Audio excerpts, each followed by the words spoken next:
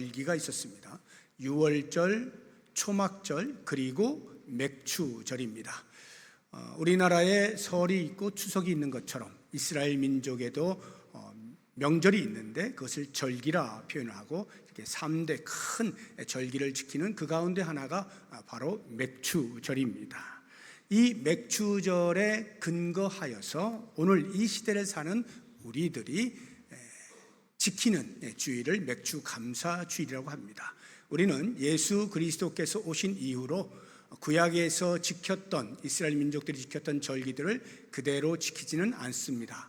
그렇지만 그 절기가 가지고 있는 정신, 그 절기가 품고 있는 의미, 이러한 것들은 계승을 하는데 이 맥추절이 담고 있는 정신과 의를 계승한 것이 맥추감사주일이라고 이해를 하시면 되겠습니다. 이 맥추감사주일을 맞이하면서 과연 무엇을 감사할까 할 때 제가 세 가지를 맥추절과 관련해서 말씀을 드리도록 하겠습니다. 그 첫 번째가 일용할 양식을 주심에 감사하는 거고요. 두 번째가 우리의 영의 양식인 말씀을 주심에 감사하는 것입니다. 그리고 마지막 세 번째는 우리에게 보혜사 성령을 보내주셔서 감사합니다. 이 세 가지 감사를 이제 우리 같이 하나씩 살펴보도록 하겠습니다. 먼저 일용할 양식을 주심에 감사하는 삶을 살아야 하는데, 이 맥추절이라고 하는 것이 언제 일어나게 됐냐 하면 그 보리를 처음 수확할 때 수확하게 해주셔서 감사합니다, 앞으로도 계속해서 큰 풍성한 수확을 주실 것을 믿습니다 해서 감사의 마음으로 그 첫 수확물을 드리는 것, 이것을 초실절이라고 합니다. 이 초실절이 유월절 기간 동안에 있어요. 그리고는 그 초실절로부터 시작해서 안식일이 7번 지나는, 안식일이 한 번에 안식일이 7일이잖아요. 그것이 7번 지나면 49일이고 그 다음 날 50일째 되는 날에 다시금 밀을 수확하면서 밀의 첫 수확을 주 앞에 드리는 의미에서의 감사와, 그동안 보리를 수확하고 7주 동안에 계속해서 풍성한 수확을 할 수 있게 해주신 것 감사합니다 해서 감사의 마음으로 절기를 지키는, 이것을 맥추절이라 해요. 그래서 안식일을 7번 지나는 절기다 해서 맥추절을 다른 말로 칠절이라고도 표현을 하고 있습니다. 이것을 우리가 이제 오늘 이 시대에 우리가 똑같이 그렇게 하진 않죠. 우리는 좀 농경사회가 아니니까요.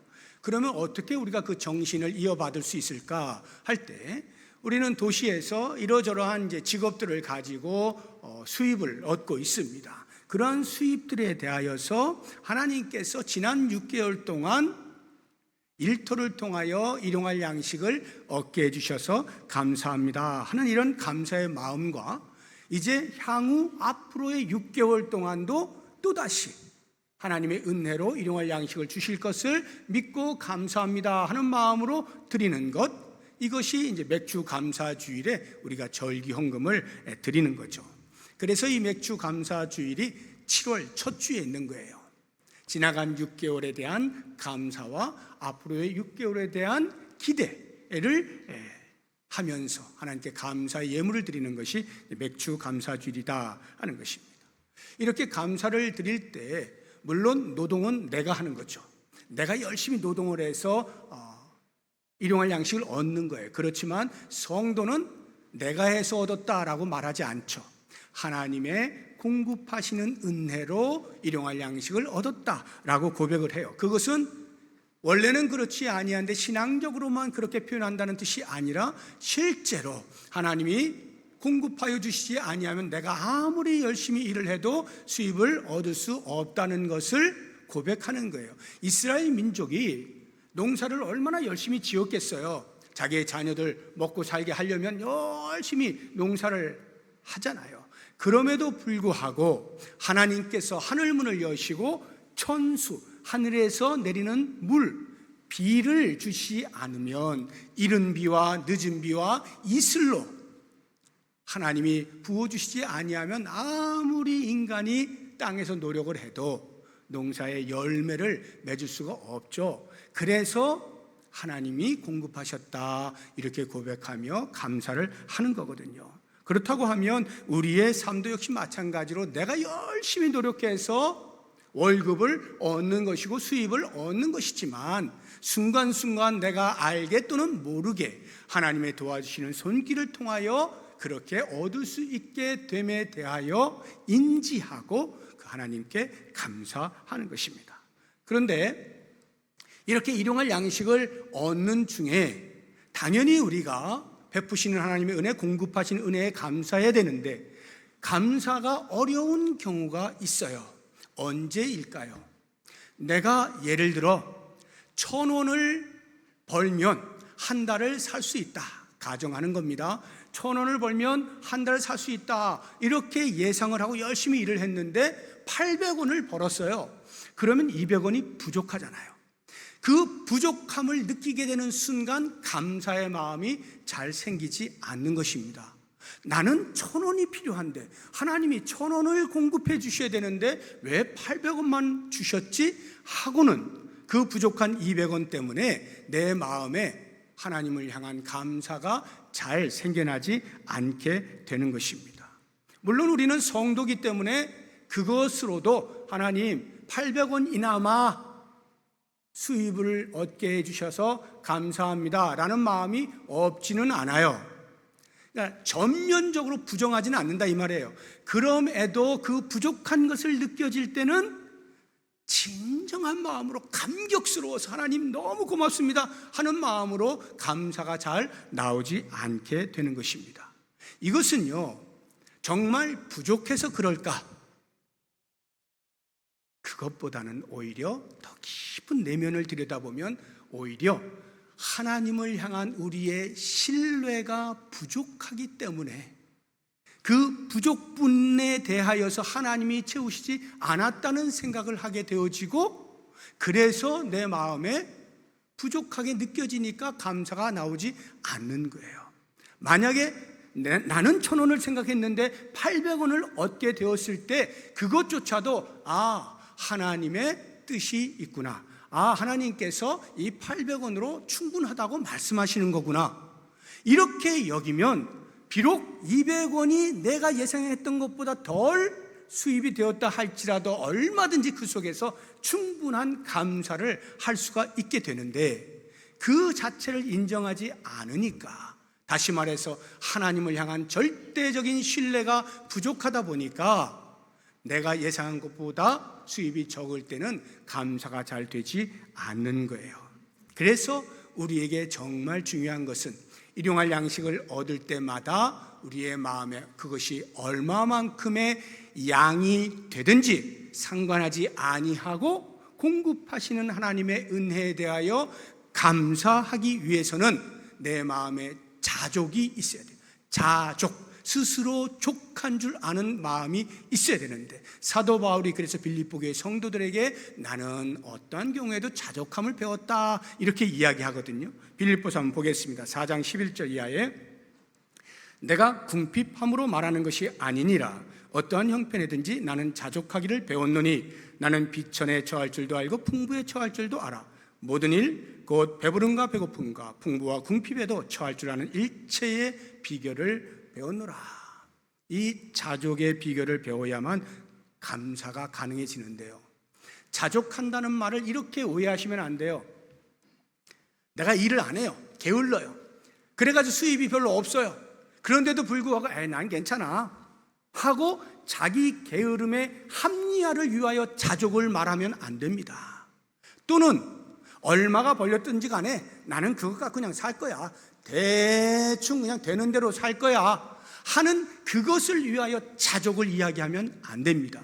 이 자족이라고 하는 것은 내가 열심을 다하여 일을 하고 그것에 대하여 하나님께서 부어주시는 공급이 얼마가 되었든 수확의 양과 관계없이 이것이 나에게 최상으로 하나님이 허락하신 거야 하는 신뢰 바탕 속에 자족이 생기는 거예요. 그러한 자족이 있을 때 우리는 어떠한 경우에도 감사할 수가 있는 것이죠. 하나님의 신실하심, 나를 향한 하나님의 신실하심, 돌보신 하나님의 은혜, 먹을 것을 공급해 주신 하나님의 은혜, 그 은혜에 대하여 어떠한 경우에도 우리는 감사할 수가 있어요. 그래서 이 자리에 앉아 계신 분들 전부 그 수입의 양이 다 다르잖아요. 그러면 그것을 비교해 가면서 감사하실 겁니까? 아니죠. 하나님께 나에게 주신 것, 그것이 나에게 최고야. 이 자족하는 마음으로 어떠한 상황 속에서도 감사가 넘쳐날 수 있는 우리의 삶이 될 수 있기를 바랍니다. 두 번째로 맥주 감사주를 맞이하면서 무엇을 감사할까 할 때 영의 양식, 하나님의 말씀을 주심에 감사한다 말씀을 드렸는데, 이것이 맥주절과 무슨 상관이 있나 하는 생각이 들 수가 있어요. 근데 이 맥주절과 연관해서요, 구약시대의 역사적인 사건 하나가 있는데 그것이 바로 율법의 수여입니다. 하나님께서 애굽에서 이스라엘 백성들을 나오게 하시고 모세를 시내산에 불러서 그곳에 십계명과 율법들을 주시잖아요. 그 율법을 수여한 것과 이 맥주절이 아주 긴밀해요. 시간적으로 이스라엘 백성들이 애굽에서 나온 때가 유월절을 지킨 이후입니다. 그 다음날 정확히는 1월 14일 유월절을 지키고요, 그 다음날 1월 15일에 애굽에서 나와요. 그리고는 홍해를 건너고 마라, 엘림 지나서 시내산에 도착하게 되는데, 그 시내산에 도착하는 때가 언제냐? 출애굽기 19장 1절에 보면 이렇게 나와 있어요. 이스라엘 자손이 애굽 땅을 떠난 지 3개월이 되던 날, 그들이 시내 광야에 이르니라 해서 3개월이 되던 날이에요. 이 3개월을 어떻게 해석하느냐에 따라서 날짜가 완전히 달라지는데요, 영어 성경이 됐든 한글 성경이 됐든 많은 번역본들이 있잖아요. 그 번역본들이 크게 대체적으로 둘로 나눠져 있어요. 더 자세하면 세 가지인데 둘로 이제 보시면, 하나는 3개월, 애굽에서 나온 때로부터 3개월 되던 때, 이렇게 번역을 해놓은 것이 있어요. 그러면 1월 15일에 나왔으니까 4월 15일이 되는 거죠. 3개월을 꽉 채우면. 어떤 성경은 그것보다는 3개월을 세 번째 달, 이렇게 이해를 하는 겁니다. 세 번째 달 첫째 날. 그러면 1월 15일로부터 세 번째 달이 3월이니까 3월 1일 하면은 45일이 흐르게 되는 거예요. 그런데 원어를 보시게 되면 명확하게 어느 달 며칠 이렇게 나오지는 않지만 그 원어에 담겨 있는 의미 속에 그 해당되는 달의 첫날, 초하루, 이런 개념이 있어요. 그런 면으로 볼 때 제가 두 번째 소개해드린 번역이 원어에 좀 더 가깝다 하는 것을 말씀을 드리면서 그에 해당되어지는 성경 번역본 두 가지를 소개를 해드릴게요. 한글 성경 하나하고 영어 성경 하나. 한글 성경의 표준 세번역에 보면 출애굽기 19장 1절을 이렇게 번역해 놓았어요.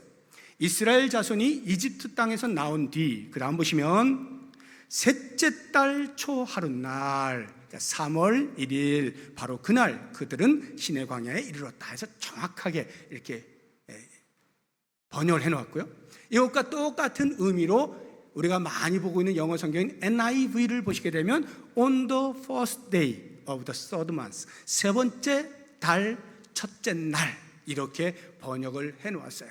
그렇게 보면 45일이 애굽에서 나온 지 45일이 흐른 거예요.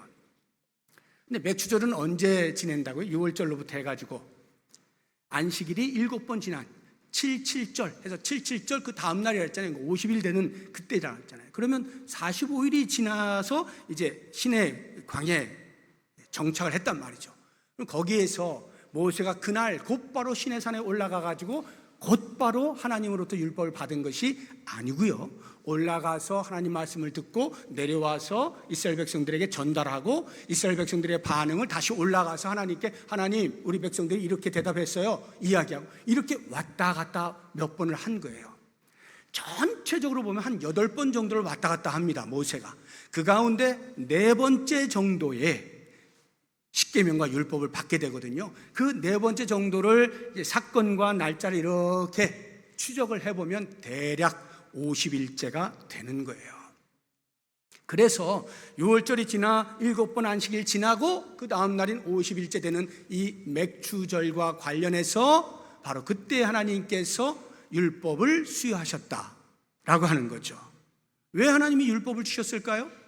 이스라엘 백성들이 애굽에 살고 있을 때는 율법이 필요 없어요. 왜냐하면 애굽의 종으로 살고 있었기 때문에 애굽의 법에 따라 그냥 끌려가듯 살면 되는 겁니다. 그런데 애굽에서 나왔잖아요. 이젠 더 이상 종살이를 하지 않습니다. 자유인이에요. 하나님의 백성이 되었어요. 하나님의 백성이 하나님의 백성답게 살아갈 삶의 규범이 필요하죠. 그것이 바로 십계명이고 각종 율법들인 것입니다.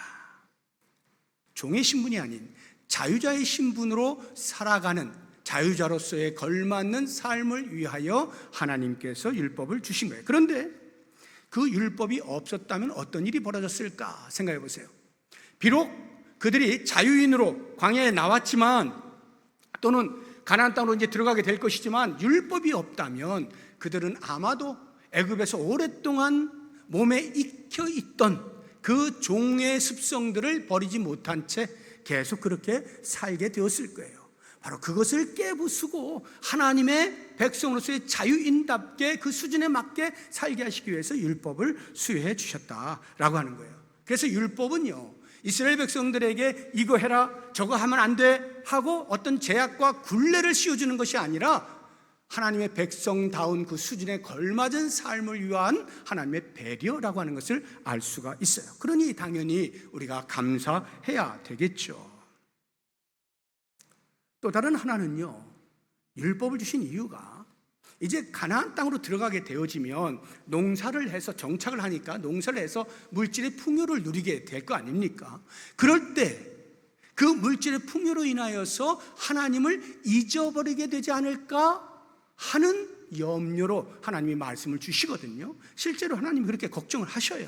우리 신명기 한번 보겠습니다. 8장 12절 이하를 보시면 내가 여기 지금 이제 가나안 땅에 들어가게 되면 이런 일이 벌어질 거다라고 하는 거예요. 먹어서 배부르고 아름다운 집을 짓고 거주하게 되며 또 내 소와 양이 번성하며 내 은금이 증식되며 내 소유가 다 풍부하게 될 때에 내 마음이 교만하여 내 하나님 여호와를 잊어버릴까 염려하노라. 하나님이 걱정되는 거예요. 야, 얘네들 이거 가나안 땅에 들어가서 먹고 마시는 것이 풍성해지면 나를 잊어버리는 거 아닐까? 그래서 하나님이 어떻게 하셨느냐? 신명기 8장 3절을 보시게 되면 장치를 하시는데 너를 낮추시며 너를 줄이게 하시며 또 너도 알지 못하며 내 조상들도 알지 못하던 만나를 내게 먹이신 것은 사람이 떡으로만 사는 것이 아니요 여호와의 입에서 나오는 모든 말씀으로 사는 줄을 내가 알게 하려 하십니다. 무슨 말이냐면 광야 40년의 삶을 경험하게 하시는 거예요. 광야에서 뭐 풍성하게 얻을 것이 없잖아요. 그렇지만 하나님께서 줄이게 하시지 않아요. 줄여서 죽게 만드시진 않아요. 왜? 매일 만나를 주시니까. 그러니까 그들은 새벽마다 만나를 모아 먹으면서 오늘도 하나님이 일용할 양식을 주셨구나, 오늘도 하나님이 일용할 양식을 주셨구나, 이렇게 고백하게 만드는 거예요. 이 이야기가 뭐냐 하면 만나로 먹고 사는 것이 아니라 하나님의 입에서 나오는 말씀으로 사는 존재들이라고 하는 정체성을 확립하게 하시기 위하여 40년의 광야 생활을 허락하신 거예요. 그래서 가나안 땅에 들어가서 물질의 풍요가 있다 할지라도 거기에 매몰되지 아니하고 여호와 하나님의 말씀으로 사는 존재들, 그것을 굳게 붙잡으라고 훈련을 시킨 것이 광야 40년의 삶이라 하는 것입니다. 이럴 때 이와 같이 우리로 하여금 하나님의 자녀답게 살게 하시기 위하여 귀한 말씀을 우리에게 주셨어요. 하나님의 말씀 성경을 주셨어요. 주의 종들을 통하여서 날마다 하나님의 말씀을 듣게 하셨어요. 얼마나 감사해요. 감사해야 되는데 우리가 감사가 잘 안 되는 경우가 있어요. 하나님의 말씀이 손안에 있음에도 불구하고 감사가 안 되는 경우가 있어요. 어떨 때일까요?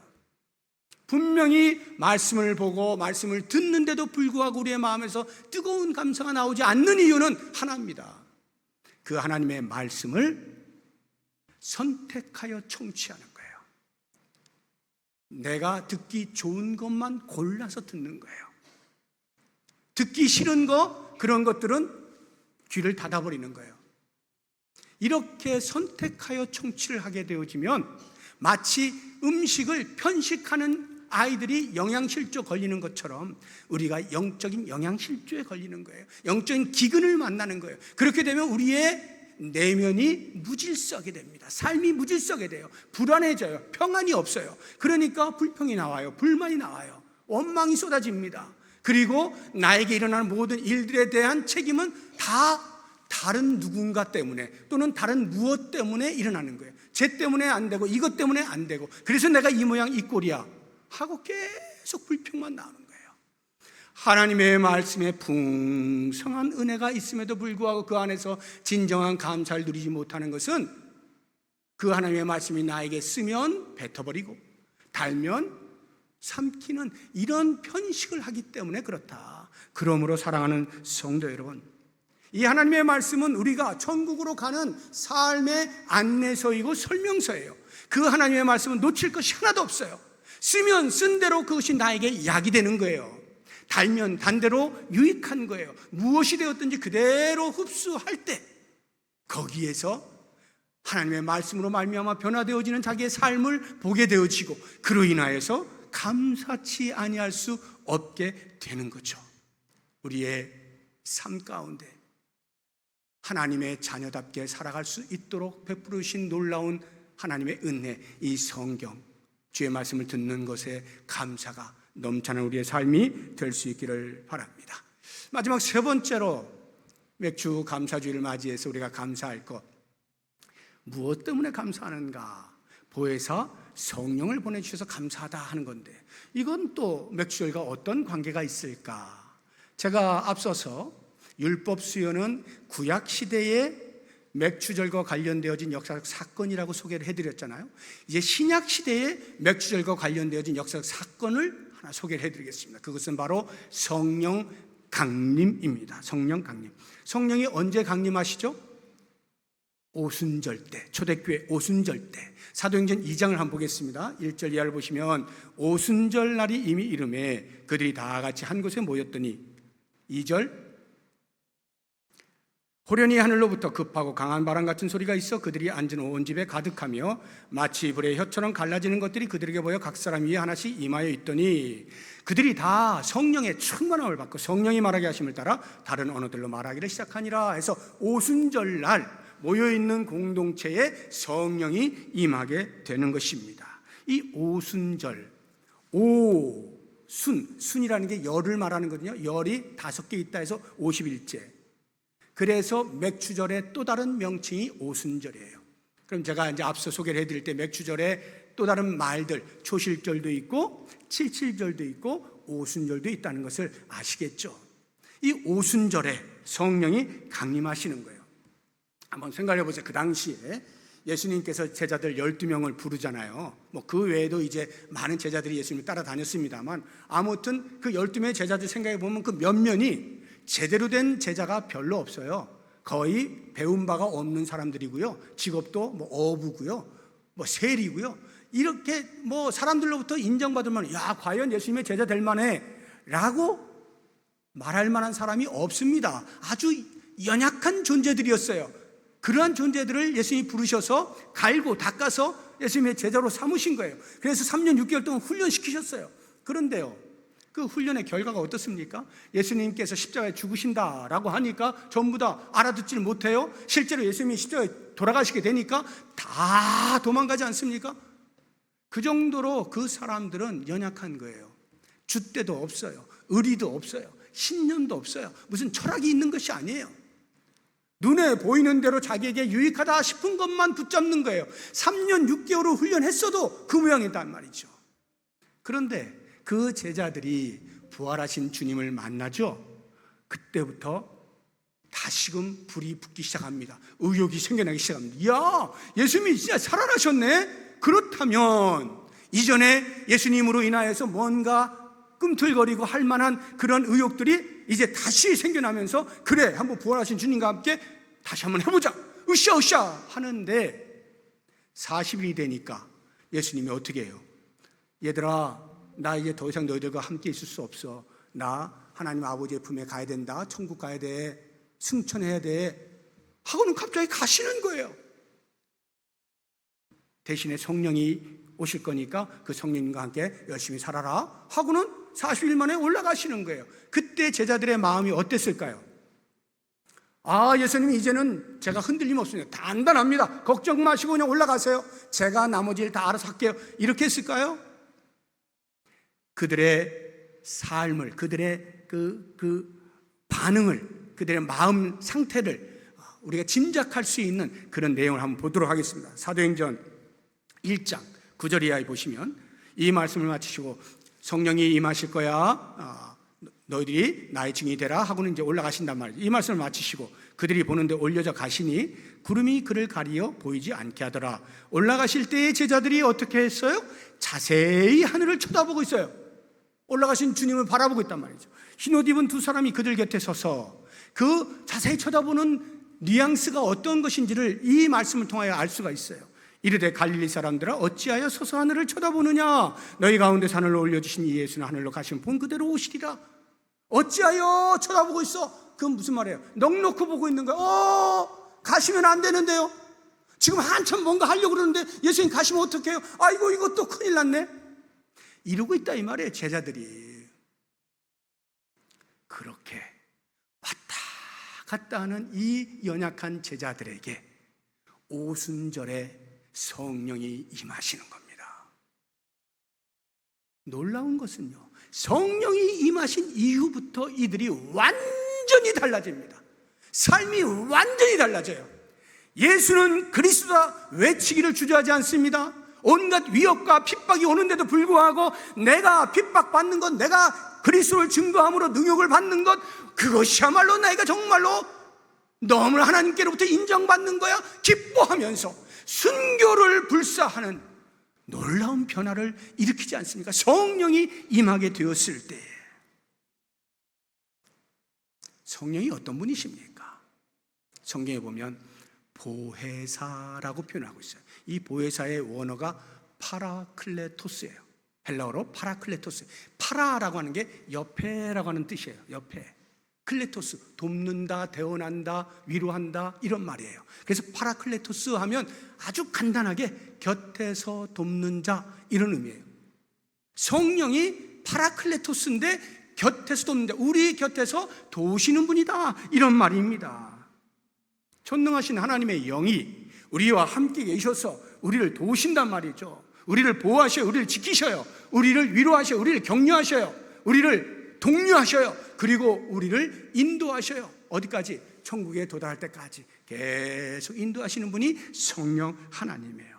바로 그와 같은 성령을 모시고 사는 우리들이 얼마나 감격스러워요. 우리가 힘들고 어려울 때, 답을 알지 못할 때, 어디로 가야 될지 모를 때 성령 하나님이 다 가르쳐 주신단 말이죠. 악에 의하여 매몰되려고 할 때 성령이 보호하여 주시고 지켜주신단 말이죠. 이와 같은 성령이 나와 함께 계시니 얼마나 감사해요. 당연히 감사해야 되죠. 그런데 우리의 삶에서 때로 감사하지 못할 때가 있어요. 성령이 계심에도 불구하고 감사하지 못할 때가 있어요. 언제요? 우리 안에 내주하에 계시는 성령께서 끊임없이 우리에게 이야기하시는데, 말씀하시는데 그 말씀을 안 듣기로 작정하여 귀를 닫고 있으면 성령께서는요, 탄식은 하시지만 그렇다고 대신 살아주시지는 않아요. 야, 너 안 되겠다. 너 잠깐 쉬어라. 내가 대신 너를 위해서 살게. 이렇게 하시는 분은 아니에요. 성령은 곁에서 돕는 거예요. 돕기만 하는 거예요. 왜? 우리의 자유의지를 존중하시기 때문에 그래요.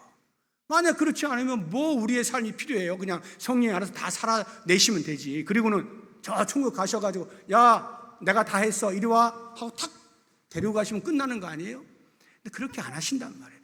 우리로 하여금 천국의 삶을 살아갈 수 있도록 계속 옆에 돕기는 하지만 대신 살지는 않으시기 때문에 그 성령 하나님이 말씀하실 때 귀를 닫고 있으면 도우시는 은혜를 누리지 못하잖아요. 그러니 내 안에 성령을 모시고 살고 있으면서도 성령의 은혜를 알지 못하니까 감사가 나올 리가 만무하죠. 계속 실패하잖아요. 계속 어려움을 겪잖아요. 그러한 가운데 답을 찾지 못한 채 끙끙거리고 있잖아요. 도대체 성령님은 뭐 하시고 계시나? 감사가 안 나오는 거죠. 불평과 원망만 쏟아지는 거죠. 그러므로 사랑하는 성도 여러분, 우리가 성령을 모시고 사는 사람으로서 그 은혜에 감사하기 위하여서는 반드시 우리가 지켜야 될 두 가지가 있어요. 성령과 관련되어져서 하나는 성령을 근심하게 하면 안 돼요. 우리 안에 계시는 성령을 근심하게 하면 안 됩니다. 에베소서 4장 30절 보겠습니다.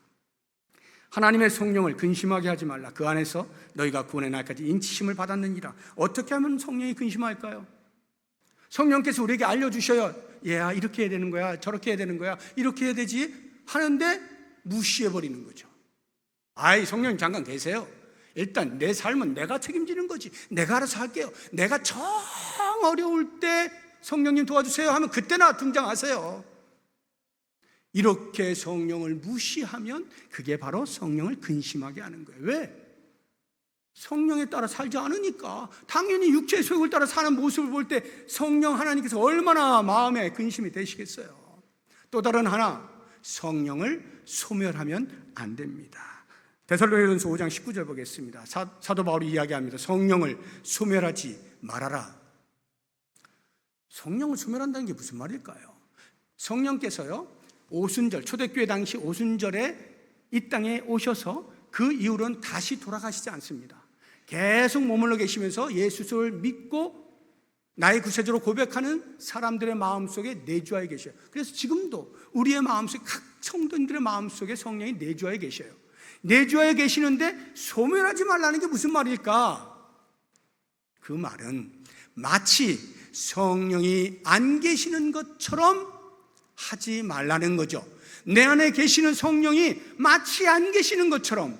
그게 무슨 말이에요? 귀를 닫고 있는 거죠. 귀를 닫고 전혀 성령께서 내 삶에 간섭하지 못하시도록 만드는 것, 이것은 성령을 소멸하는 것과 다름이 없다, 이런 의미예요. 그러므로 우리가 성령의 음성에 온전한 순종을 통하여서만 성령의 도우심을 받을 수 있고, 그 성령의 도우심을 통하여서만 우리는 천성을 향하여 걸어가는 여정 속에 끊임없이 베푸시는 은혜를 경험하게 되어지며, 그 경험되어진 은혜를 인하여서 감사가 나올 수밖에 없다 하는 거예요. 그러므로 이제 오늘 제가 이 세 가지, 우리가 왜 감사하는가, 무엇으로 감사하는가 하는 것들을 말씀을 드렸는데, 오늘 본문의 말씀으로 제가 선택한 잠언 3장 9절과 10절을 제가 한 번도 언급을 안 했잖아요. 그래서 이건 왜 본문으로 삼았을까, 이렇게 의아하신 분이 계실 수가 있는데, 이제 결론으로 이 말씀을 한번 보도록 하겠습니다. 우리가 하나님께 감사하는 행위, 이러이러한 일들로 인하여 감사하는 행위, 그것은 곧 하나님을 공경하는 것과 같다는 것을 9절에서 우리에게 알려주고 있어요. 9절 한번 보세요. 내 재물과 내 소산물의 처음 익은 열매로 여호와를 공경하라. 처음 익은 열매로 어떻게 여호와를 공경하라는 거예요? 그 처음 익은 열매를 드림으로, 드린다는 것은 감사를 표현함으로 이 뜻이잖아요. 하나님 나에게 이렇게 일용할 양식을 주신 것 감사합니다. 감사를 드림으로 표현하라는 것이죠. 그 표현하는 것이 곧 하나님을 공경하는 것과 같다는 말이에요. 감사를 표현하는 것. 하나님 저에게 영의 양식인 말씀을 주셔서 감사합니다. 하나님 저에게 성령 하나님을 보내주셔서 내 삶을 인도하게 하여 주시니 감사합니다. 그 감사를 표현하는 것이 곧 하나님을 공경하는 거예요. 우리의 자녀들이 부모의 덕을 통하여 살잖아요. 부모가 온갖 노력을 다해서 자녀들이 살아가는데 지장 없게 만들어주잖아요. 그러면 자녀는 어떻게 합니까? 당연히 그 부모에 대하여서 감사의 마음을 가져야죠. 표현해야죠. 그런데 그걸 몰라요. 부모가 당연한 거 아니요? 나를 낳았으면 책임져야지. 이런 자녀가 있다면 어느 부모가 아이고 착한 내 새끼, 이렇게 하는 부모가 어디 있어요? 몰라도 한참 모르는 자식이잖아요. 열심히 노력을 해서 애써서 자녀들을 키우면 자녀가 그 부모의 수고를 알고 엄마, 아빠 고마워요. 매일은 못한다 할지라도 때를 따라서 이렇게 표현을 해야, 그래야 부모의 마음이 아이고 기특한 내 새끼 이럴 거 아니에요? 그게 바로 부모 공경이라는 말이죠. 우리가 하나님을 공경한다, 아무것도 그냥 공경을 어떻게 한다는 말입니까? 하나님께서 베푸신 은혜에 대하여 감사를 표현하면서 이렇게 공경을 하는 거죠. 그런데요, 놀라운 것은 그렇게 감사의 표현으로서의 여호와 공경이 그 다음 나에게 어떠한 일로 다가오는가 하는 것을 10절이 우리에게 이렇게 이야기해 주고 있어요. 10절 다 같이 한번 읽어보겠습니다. 그리하면 내 창고가 가득히 차고 내 포도즙 틀에 새 포도즙이 넘치리라. 지금 이것은 농경사회의 수확을 통해서 이야기하고 있는 거예요. 수확을 했을 때 그 수확한 것이 하나님의 은혜입니다 고백하고 감사하는 것이 공경이라는 말이죠. 그렇게 공경하면 하나님이 어떻게 주신다는 거예요? 창고가 가득히 차게 해줄 것이고 포도즙 틀에 새 포도즙이 넘치게 해주겠다. 이미 하나님이 은혜를 주셨어요. 그래서 일용할 양식을 얻고 살아가는 거예요. 감사함으로 표현을 했을 뿐이에요. 그런데 그 표현한 것에 하나님이 감격하시는 거예요. 와! 너희들이 나에게 이렇게, 그리고 어떻게 하신다는 거예요? 이미 주셨는데 그 위에 더 차고 넘치게 주신다는 거예요. 오늘 말씀의 제목이 감사, 축복의 비결이잖아요. 하나님과 거래하자는 말이 아니에요. 내가 감사할 테니까 하나님 이만큼 주세요, 이런 거래를 이야기하는 게 아니죠. 우리의 마음을 이야기하는 거예요. 하나님이 베푸신 은혜, 일용할 양식을 주시고 영의 양식을 주시고 우리의 삶을 인도하시는 성령을 보내주심에 너무도 감사해서 감사합니다 표현을 할 때 그것이 하나님께 공경함이 되어서 공경을 받으시는 하나님께서 감격하고 감동이 되어져서 우리들에게 차고 넘치게 부어주신단 말이죠. 물질이면 물질로, 영의 양식은 영의 양식으로 부요함을 누리시고 무엇보다 성령의 인도하심을 따라 좋으신 성령님을 마음껏 누리면서 살아갈 수 있는 우리 모든 성도님들 되시기를 주의 이름으로 축복합니다. 시간에 우리 잠시 기도를 할 텐데 기도하기 전에 우리 감사해라고 하는 이 찬양 같이 부르고 기도하는 시간을 갖도록 하겠습니다.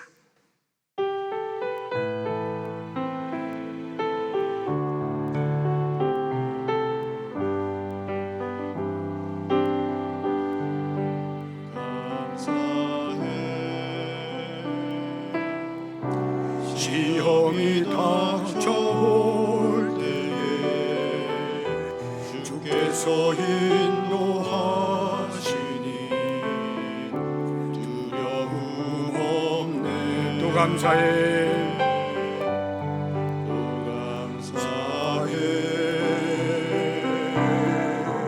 고통이 찾아올 때에 주께서 지켜주시니 승리하리라. 나의 모든 생활 속에서 주님이 함께하시니 주님의 성령 나를 인도하시리. 시험이 나를 찾아올 때 주님 지켜주시니 주님의 성령 나를 인도하시리.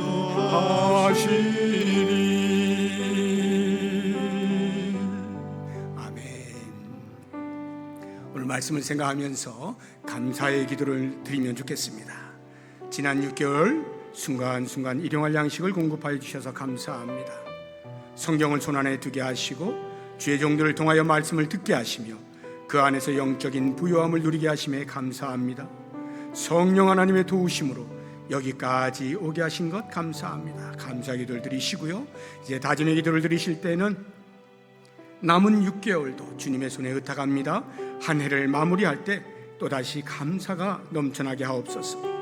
어떠한 상황에도 감사하게 하시고 그것이 하나님을 온전히 공경하는 것임을 잊지 않게 하옵소서. 하나님을 공경하는 자에게 차고 넘치도록 부어주시는 하나님의 은혜를 경험하게 하옵소서. 이와 같은 기도의 제목으로 우리 다 함께 동성으로 기도하겠습니다. 하나님 아버지 감사합니다. 1월부터 6월까지 6개월 동안 순간순간 은혜를 베푸시면서 여기까지 오게 하여 주신 것 진심으로 감사합니다. 일용할 양식을 공급하여 주셔서 감사합니다. 힘을 다하여 일하게 하시고 일한 만큼의 소득이 있게 하여 주심을 감사합니다. 그 소득의 양이 얼마가 되든지 나에게 가장 좋은 것으로 합당한 것으로 베풀어 주심을 알고 감사합니다. 주여, 주님을 향하여서 감사의 마음이 끊어지지 않게 하시고 날마다 물질을 통하여 감사를 표현하며 살아갈 수 있는 우리의 인생이 되게 하여 주시옵소서. 성경을 우리의 손안에 두게 하여 주심을 감사합니다. 늘 펼쳐서 볼 수 있게 해주심을 감사합니다. 주의 영리를 통하여 말씀을 듣게 해주심을 감사합니다. 하나님의 말씀이 나로 하여금 영적인 부유함을 누리게 하여 주시는 것 진심으로 감사합니다. 주의 말씀에 늘 거하게 하여 주시옵소서. 무엇보다 성령 하나님 우리 안에 내주하여 주셔서 나로 하여금 듣게 하시고 깨닫게 하시고 옳고 그름을 분별할 수 있게 하여 주시고 힘들고 어려울 때에 위로하시고 격려하시고 세워주시고 악으로부터 보호하여 주시고 주의 나라에 이를 때까지 선한 길로 인도하여 주신 은혜를 감사합니다. 여기까지 오게 하여 주신 성령 하나님의 도우심 감사합니다. 주여, 날마다 성령과 동행하며 살아갈 수 있게 하시고 성령을 근심하게 하거나 성령을 소멸하는 어리석음을 범치 아니하도록 도와주시옵소서. 주님께서 지금까지 6개월을 지켜주셨는데 이제 올 한 해 동안 남아있는 6개월 다시금 주 앞에 의탁드립니다. 주님, 나와 동행하여 주시옵소서. 12월 마지막 날 한 해를 돌아보게 되어지면 또다시 베푸르신 하나님의 은혜에 동행하여 신 하나님의 은혜에 감사하고 감격할 수 있는 삶이 되게 하여 주시옵소서. 어떠한 상황을 만난다 할지라도 불평과 원망이 있지 않게 하시고 감사의 삶을 살게 하여 주옵소서. 하나님을 향하여 감사를 표현할 때 그것이 하나님을 온전히 공경하는 것임을 꼭 기억할 수 있게 하여 주시옵소서. 하나님을 잊지 아니하고 공경하는 자에게 차고 넘치게 하시는 하나님의 은혜를 순간순간 경험하며 다시금 하나님 앞에 감사의 노래를 부를 수 있는 우리의 삶이 되게 하여 주시옵소서. 예수님의 이름으로 기도드립니다. 아멘. 하나님 아버지 감사합니다. 6개월이 지나 새로운 6개월을 맞이하면서 맥주 감사 주일로 지키고 베푸신 하나님의 은혜, 일용할 양식을 주시며 말씀을 주시며 성령을 통하여 살아갈 수 있게 해주심에 감사하였습니다. 우리의 이 감사가 남아있는 삶에서도 잊지 아니하고 동일하게 고백되어질 수 있게 하시고 하나님을 공경함으로 베푸시는 놀라운 은혜에 차고 넘치는 복을 누리며 살아가는 우리 모두가 되게 하여 주시옵소서. 예수 그리스도의 이름으로 기도하오며 이제는 우리 주 예수 그리스도의 은혜와 하나님의 사랑과 성령의 교통하심이 베푸신 하나님의 은혜를 기억하며 감사하고 남은 우리의 인생도 주의 손에 의탁하며 살아가기로 다짐하는 주의 백성들 머리머리 위에 이제로부터 영원토록 함께 있을지어다. 아멘.